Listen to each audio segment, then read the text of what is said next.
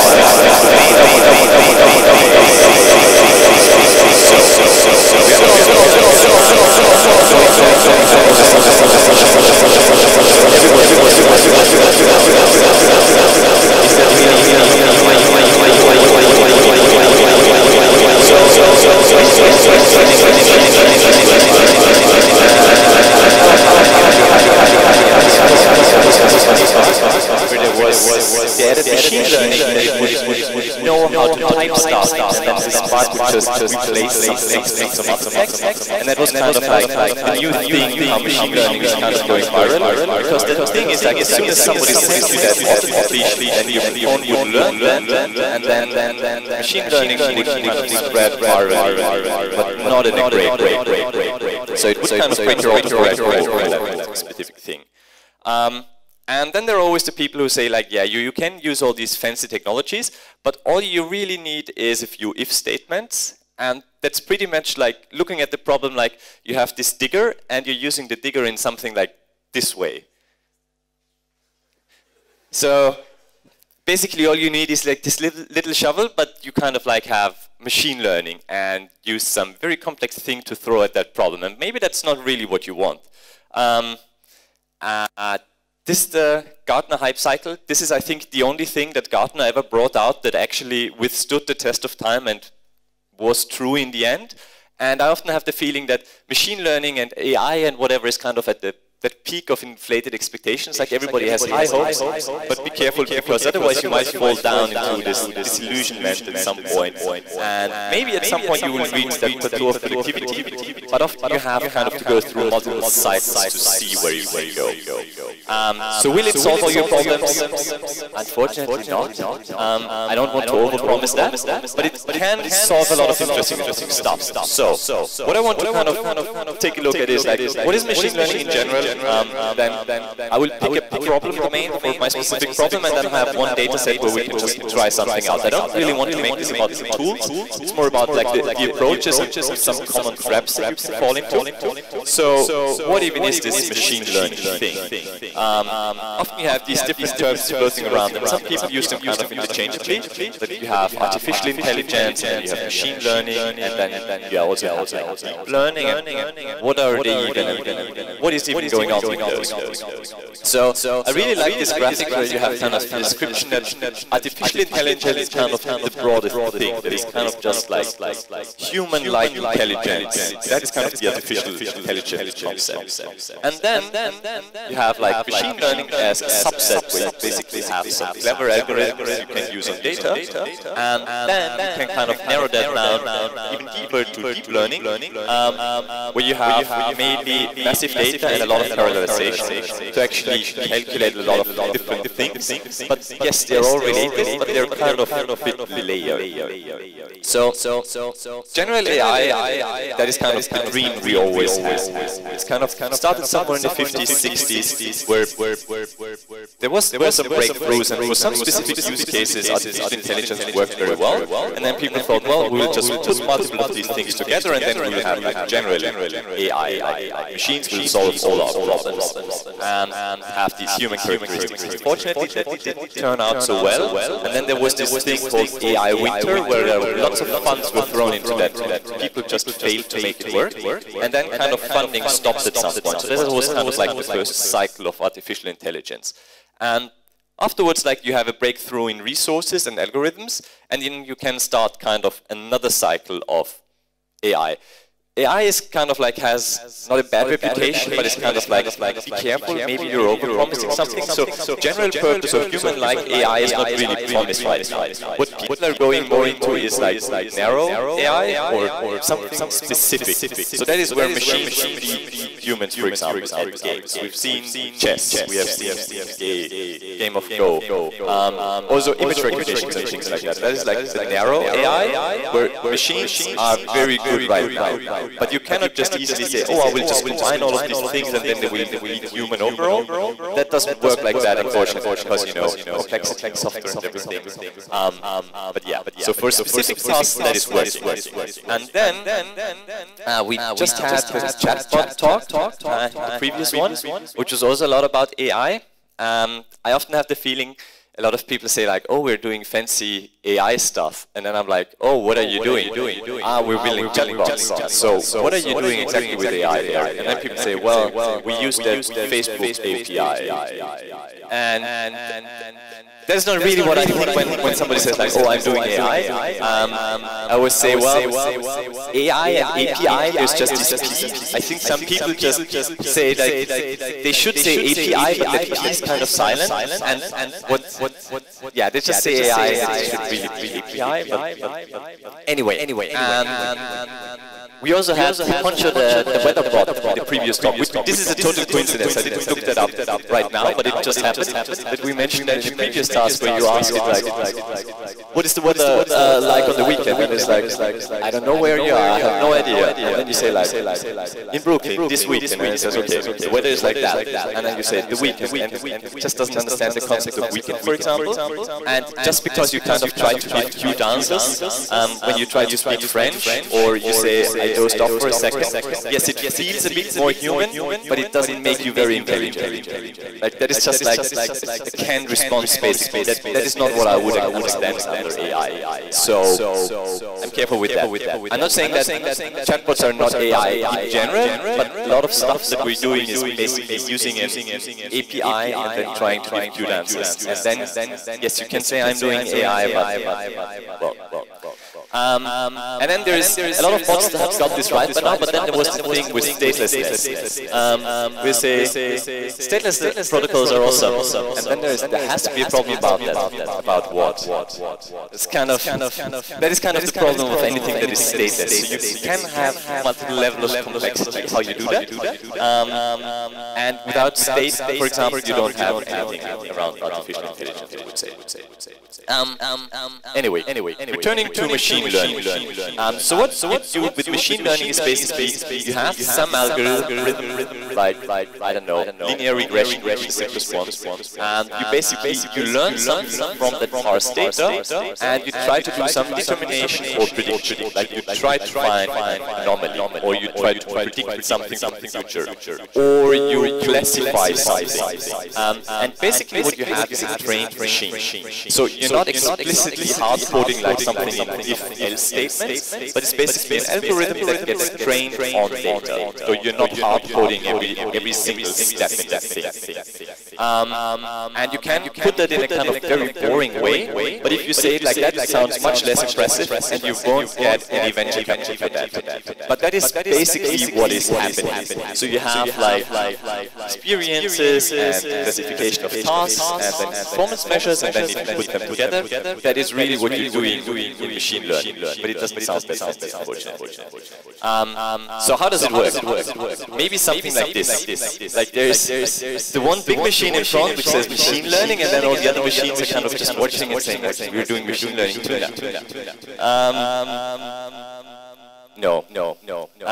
So the simplest thing you can do is, which is basically mainly statistics. You have this linear regression, like you have whatever data points, and then you can just find this line, which is kind of, it has kind of the least distance to all the points, and the more points you have, the better your prediction model of how this will work out is. And that is generally very simple, and then there's always this discussion like, is this just statistics, or is this already machine learning? But a lot of people say this is machine learning, and every time somebody says for their company, we are leveraging machine learning, I'm thinking about this one.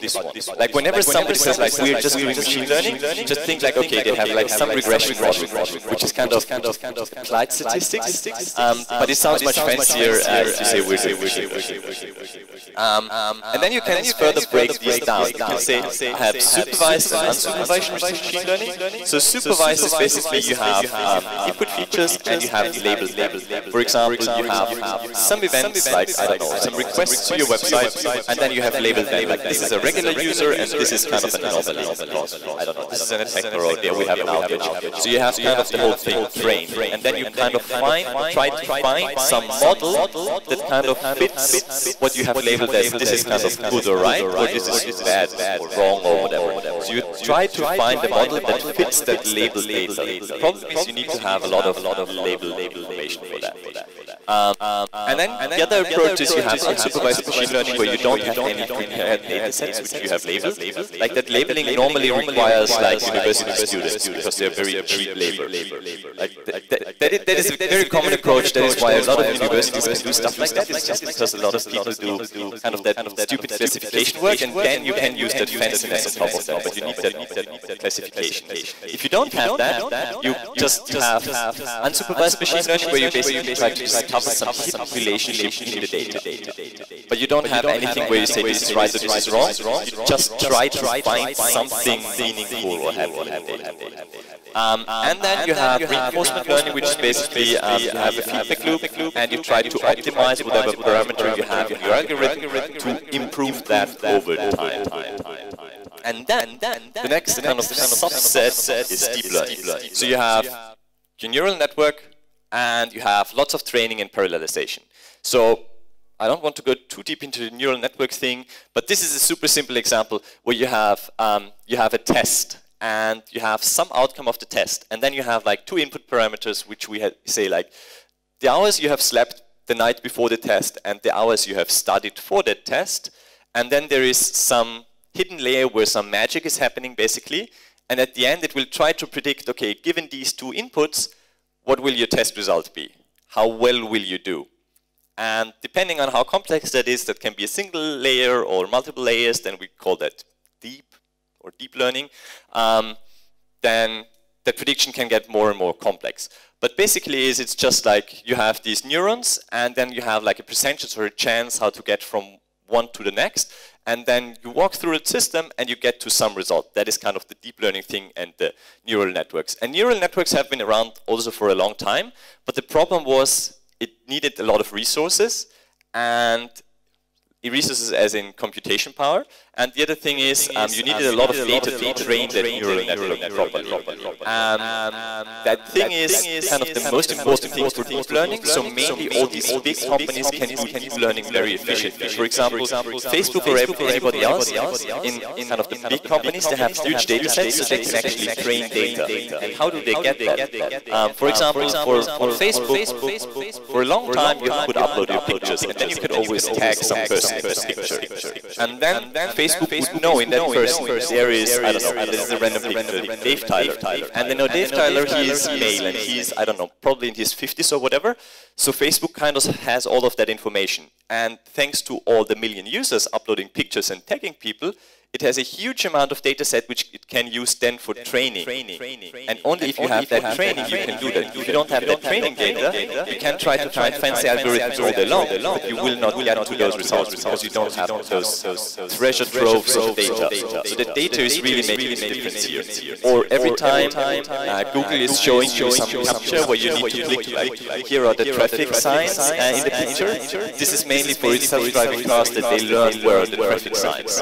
It's the thing like, are you human or are you not a human? Is just a side effect by now. It's mainly just you need all the data to train, and only if you have millions and millions of people doing that for free for you, you can kind of generate very fancy deep learning, actually get new data out of it. And then some people say, okay, what is the difference? So some say when you're raising money, then you say artificial intelligence, but when you're trying to hire people, then you say machine learning. This kind of how to see that. Or kind of the extended version is that when you're fundraising, it's artificial intelligence, when you're hiring, it's machine learning, when you're implementing it, then you're just doing a linear regression, and when you're debugging it, then it's just so it's kind of like it sounds very fancy on the outside, and the further you go inside, the less fancy. But perception. And yeah, we need to have to put in your slide somewhere. We're kind of Philipp's boss gets suggested to do stream sports. For example, space jumping to the International Space Station, and then he has the perception that the computers will try to kill him, but actually it's just machine learning trying to figure out how to optimize the system.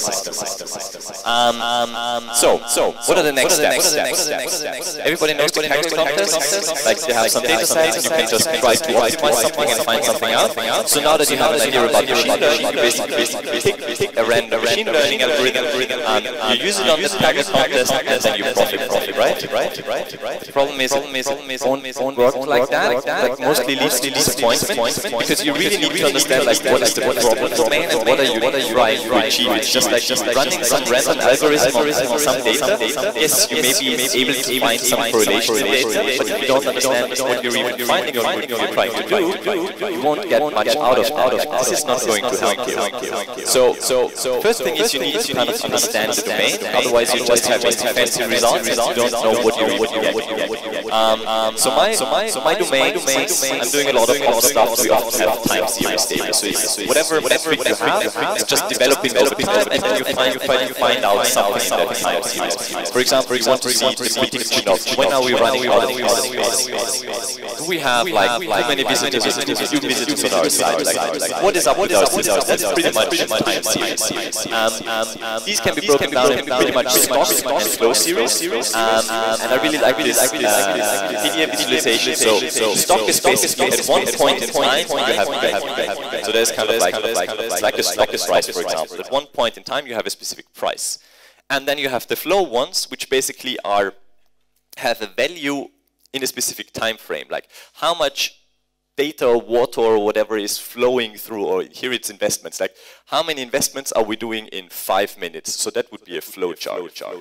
Most of the time you will probably take something which has just a concrete value at one point in time. And then you try to find patterns. And then like if you have if your data is stationary, so it's just flat, there's nothing to find out. So what you want to find out is you have a trend. Like it can be like linear growth, it can be exponential growth, but if you find a pattern like that, you can predict something, what you expect. Sometimes you have cycles. Like for example, on your website, normally you have cycles in the number of visitors that come to your site. On weekdays at lunch, when everybody is kind of surfing the website, then people will just go to more websites. It's kind of a weekly pattern, and on weekends, people are, I don't know, spending more time outside, so they are not that many visitors to your site. So that's kind of cyclic pattern. Sometimes you have seasonal stuff. This is like yesterday was Black Friday. Like everybody would go to some website for Black Friday because they have special offers, and then you just have this anomaly, or kind of good anomaly in that regard, where you just have this seasonal peak. And then sometimes you have irregular patterns, but you cannot really do anything with them because, well, irregular is hard, you don't really know where to go. And then you have different kinds of anomalies you want to find. Sometimes you have like point and pointers. Let's take the example, I'm trying to get cash out of a cash machine, ATM. And the cash machine knows I'm always getting 70 euros. And the point anomaly would be suddenly you're trying to get 500 euros out of the ATM. That is weird because you're only getting 70 all the time.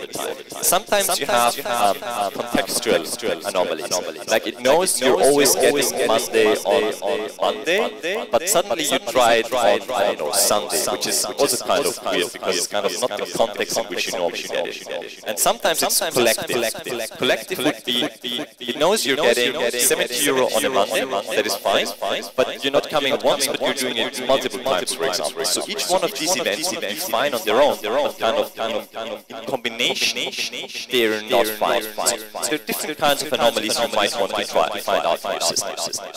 And then you have, sometimes you have things called breakouts, which basically, sometimes you deploy a new application to production, and that new application just requires more traffic, or requires more CPU. So that is pretty much a shift. You have your application deployed, it uses 30% of your CPU, you deploy a new version, it uses 50% of your CPU. That is just a shift. And sometimes you have a ramp up, which is basically just growth over time. And both of them are probably not really anomalies, but maybe something expected. You just need to determine which one you have and how to react to it. So what can you do? You can then try to learn something with supervised and unsupervised machine learning. You can only use supervised if you have a lot of data. And if you don't have access to people doing that for cheap for you, it might be. So some actual examples would be like, in IT, we're always interested in suddenly our web servers are spitting out more 500. So errors are errors. We have some unusual DNS activity that's often related to security. Or we have like some very rare long messages from the business perspective. Those are all anomalies you might be interested in. And it's very hard to kind of find them with static rules. Just taking a look at that wide high. So first thing is, often the data is moving fast and it's very complex, and humans are just not made to stare at graphs. A lot of you probably have like some fancy dashboards, and if you've been on the job for a few months, you know what pattern kind of to expect. But that is not really what we have been made for. And sometimes it's easy to miss something. For example, here, where is the anomaly? Anybody sees an anomaly? Yes. It is there, so basically this here is the anomaly, but it's very hard to see. Because here you just like, you can totally see like, this is the weekend, these are weekdays, so you have 1, 2, 3, 4, 5. During the week you have like the 5 peaks during the day, but here you have, in the middle of the day, you have kind of like this kind of like little anomaly. But that's super hard to see. And imagine you don't have like just one dashboard you're staring at, but you probably have 20 dashboards. And it's very easy to miss these dashboards. And we always say there are not enough interns in the world to stare at all the dashboards that you might build. So even if you have people just looking at those whole day, it's not a fun job and it's easy to miss something. And the other thing is, yes, you could define static rules, but only if your patterns are very flat. But first off, you need to define rules. Like if you can define rules, totally go for rules, because they're very simple, nothing to mess up. But the first thing is, if you have 100 metrics, you need to define 100 rules for them. What happens if you have false positives and negatives? How do you tweak those? And you constantly need to tune and adjust those, because if you kind of you have a very well going start, your traffic just grows week over week, and then you constantly need to adopt those rules for the new traffic patterns you have, because you're very successful, but you don't want to tweak those rules all the time. So for example, taking another look at that one, what would be the rules here? I mean, yes, you could say I have a lower bound, which is somewhere here, and I could have an upper bound, which is somewhere here, but that's super coarse-grained. That would totally miss that anomaly in here. And then you could make it more complex. Then you could say like, yes, if I have a weekday, I expect traffic to be between here and here. Or you could break it down like, in a specific hour, I expect my traffic to be between here and here. But imagine how many rules you need to define to make this actually work. It's probably dozens of rules just for this one metric. And you would need to define that for a lot of things. And then if something changes, you need to adapt those rules again. So that's not going to be fun. So let's try machine learning, or whatever we understand as machine learning. It's kind of a heavy process. So pretty much like if you're running Slack or machine learning, that will eat your CPU and your memory. So yes, it's a heavy process. It's much heavier than just having rules, but it's also worth it. You can use frameworks to build it yourself, and I think 2 time slots after this talk, there's actually a TensorFlow talk. So if you want to learn about that, I'll just leave that for the other talk. I don't want to go into the building stuff. I hope that speaker can then kind of build on top of what I said. I think that you always need to keep in mind is, yes, you can build a lot of fancy stuff with TensorFlow, but you have a few problems that you need to solve in addition to that. First, you always need to get the data, kind of load it in the right way and make it accessible. Then you always need to have like some storage where you can keep your data and have that accessible in a performant fashion. And then you always need to optimize your algorithms. So these are kind of the 3 main problems whenever you build your own machine learning system. But I guess that will be part of TensorFlow. And then kind of the number 1 fallacy you have around machine learning is to expect your data to be clean. That's kind of a very cute assumption that you expect that your data is correct and you can just use it. But like 80% of machine learning or work is normally just cleaning up the data and finding the right data. And only 20% is fancy machine learning stuff. So 80% is kind of boring work. And there's always people who say like our model works very well. And then you do some benchmark. I always call that the benchmarketing. And the benchmarketing, it can be performance, but it can also be kind of the quality of machine learning is you just find the right data set for your scenario. And here basically somebody found one data set which was the same for everybody and then tested that on the squid and the house cat. And under similar conditions, he concluded that the squid was much more intelligent because the house cat has kind of drowned. That's pretty much any benchmarks or comparisons also in the machine learning space that you see out there, which looks something like this. So I really dislike all these comparisons. So what you normally want to do is, if you have like your weekly patterns, what you want to find out is a baseline. What is kind of normal? And what that could look like is something like this. So basically, you have your patterns, and you see you have like some pattern, and you see this is probably a weekday, and then these 2 are a weekend because you have less traffic, and then you have weekdays again. And what you want to find is kind of like baseline. It's like an upper and lower bound. And basically, in the beginning, as you learn your model, it's not very specific. Like you see, it's very coarse. But after some time, your upper and lower bound, so the upper bound is the red one, the blue one is the lower bound, kind of those get closer and closer to your actual model. So you have to kind of learn what is normal and then see what is in there. And then at each point in time, basically you have a model, and then you just expect kind of a normal distribution. It should be in there, but if it's not, then it would be an anomaly. So it's pretty much normal distribution. And if you have kind of the anomaly, it's kind of like a paranormal distribution. So normally your data will be kind of within a range, and sometimes it's just not. I'll take a look at some unsupervised machine learning. So this is some actual data, and we'll get into the data set in a moment. So basically what you see is we have a pattern here which is kind of very regular, and in the beginning the blue area is kind of like what we expect as the range, and after about a few iterations, 3 in that example, can kind of learn what is normal. So that is pretty much the baseline you have established, and then you just learn over time what is the range where we should be, and you will try to find that. And as soon as you're getting out, you can say, okay, this is an anomaly. It's very hard to see, but for example, these colorful dots, they're always an anomaly. There is just one specific example. But again, I don't want to go too much into the tool, but just like what you could experience in general.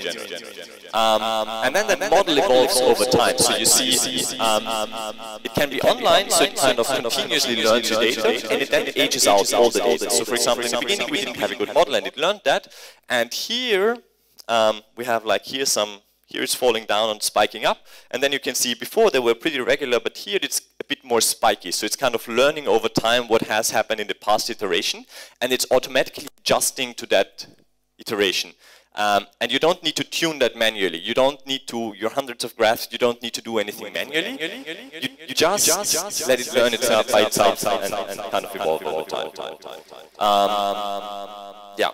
Here's another good place where you can actually see that here you had an anomaly, and afterwards it wasn't sure, like, is this an anomaly or is this kind of the new normal behavior? So the next iteration, it kind of expects this anomaly again, or it's kind of like, it widens the bound a bit, and over time it ages out again, and that anomaly starts to disappear again.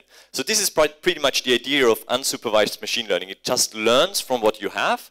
You don't need to even annotate anything, it just learns what is there, and it can tell you, okay, this is not what you had in the data. This is something out of the ordinary. And then you can say, you have a single metric where you have just something is out of the ordinary, you just have this, I don't know, the traffic or number of visitors. Here you have an anomaly. And sometimes you have like something split over different things or metrics. And basically you build one model for each one of these metrics or fields that you split out. So for example, you could split out, say, the traffic you have from different countries. So here we have some traffic patterns, and you can see, I don't know, for example, China is super regular. And then you have France, which is more spiky. And then you can also compare, like, which model will we have similar patterns. And you can see here in France we would have expected that pattern, but just for that country it wasn't like that. You could lump that together into a single metric, but then it would be much noisier, because obviously you have like a very strong correlation or like a strong pattern within one country that you can just follow for that one specific country. So this would be kind of the example to split something out into multiple metrics. Okay, to do something a bit more concrete and not just have slides, I'm using a dataset. So we have, I can actually since we have the tools, I'm always using our own datasets. So this basically is traffic from our own website. So from Elastic.co, this is the traffic you can see. Is it large enough for everybody to see? We have like 14.5 million requests, which we have in the Nginx access log. And we've basically taken that Nginx access log, ingested that, and then just extracted some information. So if you open one up, you could see like here somebody from France, Lyon actually, at that location, yes, always the French, requested some specific blog post, got a 200 back, and that is kind of the data set that is very relevant to us. Like, is something broken on our website? We want to just see what is going on. And then you could just graph that out and see, like, okay, what do we have here? It would look something like this. So for example, you can see over our 14 million data points, you can see where are people from, since we have that. We did a geo-IP lookup and saw where is the data coming from. You can see, okay, this is like how many requests we have over time, which is kind of a very relevant, kind of regular pattern. You can see the response codes. So suddenly here we had more 404s, but it's very hard to tell what is really going on there. And you can see, okay, which were the most common URLs, breakdown by browser, operating system traffic. But that's not that relevant. And then I have made this custom dashboard that I've just shown you before. And here, in this one, you've seen that one. There was an anomaly, which is exactly that one here. If I can hit it, but it's very hard to see. Like, see this where if data kind of fell down, that was the anomaly. And if you zoom in, you can probably see better. Let's see. Like if you zoom in like that, yes, looks weird, but you don't really see the context anymore. So just from the graph itself, it's very hard to tell what to do here. And well, as I've said, we have our machine learning thing, and just to show you one practical example, I have to find IP addresses over our entire thing, which pretty much looks like this. So in the beginning, let's make it slightly larger. In the beginning, and let's zoom up so you can actually see. So here you see weekday, weekend. Which is kind of unfortunate, because after 3 iterations, our unsupervised machine learning is starting to learn. So after 3 days, it kind of thought, well, this will be the pattern of the 4th day. But it was a weekend, so we kind of tricked the algorithm. It didn't really get that one, but it kind of saw, okay, here we have more of these regular iterations. And then you continue it a little bit, and then you can see it kind of got that week more or less right, and then it got another week, and then suddenly it knew. Like here, we have a weekend, because it takes around 3 or 4 iterations until it knows. And then at some point you see, okay, from that very coarse-grained bounds, it gets pretty narrowly defined bounds where you actually knows, okay, here on the weekend we kind of expect something like this, and on a weekday it looks something like this. So if you have a weekly pattern, you need at least 3 weeks, if it takes 3 iterations to learn that. Just always keep this in mind. How much data do you even need to feed in it until it can find some pattern? If you have a yearly pattern, then you will need at least 3 or 4 years until the pattern can be found. Otherwise, the algorithm doesn't have much chance. And then we can actually go to that specific anomaly here, where you can see, now it's very obvious because this is what you expect, and here it was just falling down, nothing found. Okay, and that, so we've seen also, it's in the slides if you want to take another look afterwards. That was actually that S3 outage of AWS in February this year. That went down, which took down nearly half of the internet. And when we say most of the internet went down, it was actually funny because AWS status page also depended on S3 because it's always up. Even they themselves depended on S3, and they couldn't update their own status page, and they had to tweet out, well, there is something but we cannot update the dashboard because S3 is down. So everything is down. And for us that was also interesting because that meant our downloads were not available. And we were like, ooh, this is a problem. We need to fix this. Maybe we need to go multi-reach. No, we need to go multi-cloud provider. But in the end, it turned out we didn't get a single complaint because everybody was fighting that outage and everybody was busy keeping their own system up and running.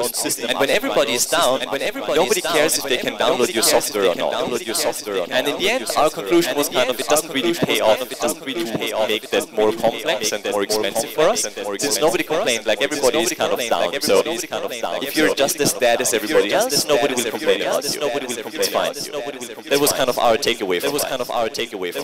And then you can actually say you want to break that down into multiple models. So here, for example, I take the number of events and then I say I break them down into response codes. So I make one model per response code. So one model for the 200s, the 404s, the 500s, whatever you have. And then you can try to find some pattern in those, which looks something like this. Let me switch over to that one here. So basically you see we have an overall activity, like those are called swim lanes. And you can see we have anomalies here in total, and then you can see down here which were those anomalies. And for example, here in the 404s, let's jump to one of those. You see here's something spiked up. We can go into that specific visualization again. So here, I think in retrospect we found out what happened. We published a blog post with a bad link, and then we pushed it out on all the social media channels, and then a lot of people clicked the bad link, and then we had a lot of other.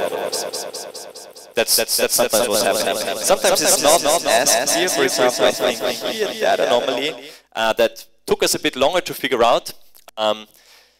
Actually, we changed something in the CMS, and suddenly some weird, for whatever reason, some of the links within the CMS were broken, and that's why we spiked those, had those little spikes in 404s in here. And what you can also do is, and that is on the one hand side very cool, but also a bit dangerous, is you can combine multiple of these models. And then you can, for example, see that here we had both in the number of IP addresses connected to our system and the response codes we get, we have both, in both of them we have an anomaly. So let's take a look at that one. And then you see first your website, like the number of requests to your website drops. That was when S3 was down. And the other thing is, and then you have more 404s. However, that was very unfortunate because those were uncorrelated. Like first S3 went down, and then we had that change on our CMS. But those were totally independent things. It just looks very correlated because you can see this one goes down, and then this happens, and then you could very easily kind of take the wrong conclusion out of that. So what this looks like, yeah, that is exactly the one you have, and that is something you always kind of keep in mind. Correlation doesn't mean causation, which you can totally see in that model. I guess a lot of you know that this KCD topic, where somebody says like, I took a course on statistics, and then somebody else asked like, did it help? And he said like, I'm not sure because correlation and causation you just don't know.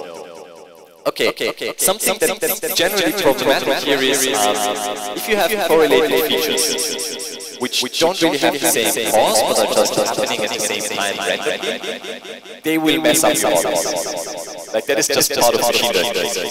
And if you have a lot of features, some of them will be very noisy. You will not be able to find it. So just by throwing some random data into machine learning and expecting results, you probably may find a lot of noise. And then you kind of need to find the right signals, like which ones are the relevant signals for my example. Another thing you can do is you could do stuff like future predictions, like what will the traffic patterns be in a week or a month. You could also try to do stuff like categorization, like what does a regular user look like, what does the behavior of a search bot look like, and what does an attacker look like. So for example, a regular user just clicks on the site, decides for that page for 3 minutes, and it goes to another page, and then moves on. A search bot would, I don't know, request hundreds of pages and try to collect them. And an attacker might just request one expensive page again and again and again, and then you could, like, if you kind of determine that machine learning, you could take the right action. For example, kicking out one specific user or blocking an IP address if just bad traffic comes to IP address. So that would be so to kind of conclude, we've talked a bit about what is machine learning, artificial intelligence, deep learning in general, what is it not.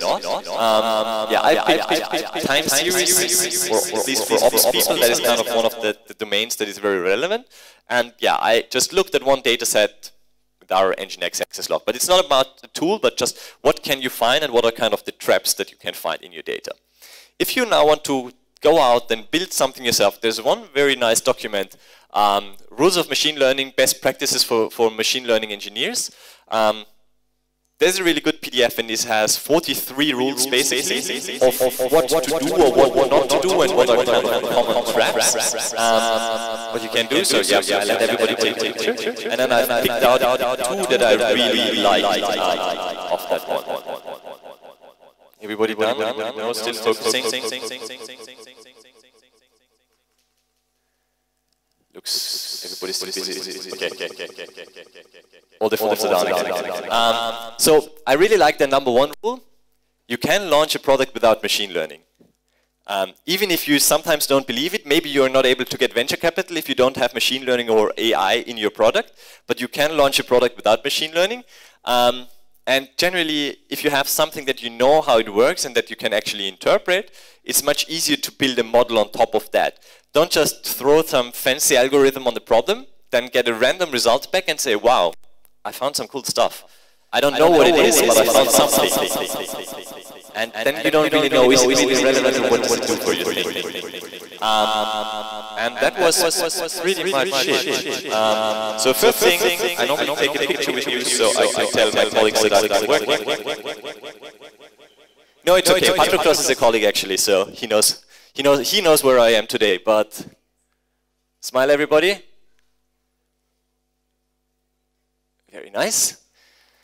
I've got quite a lot of swag, so if you need bottle openers or stickers or anything, come to me afterwards. I'll just throw them on the table here. And are there any questions? I think we have a few minutes, and then we can run off to lunch as well. Any questions? Or everybody hungry?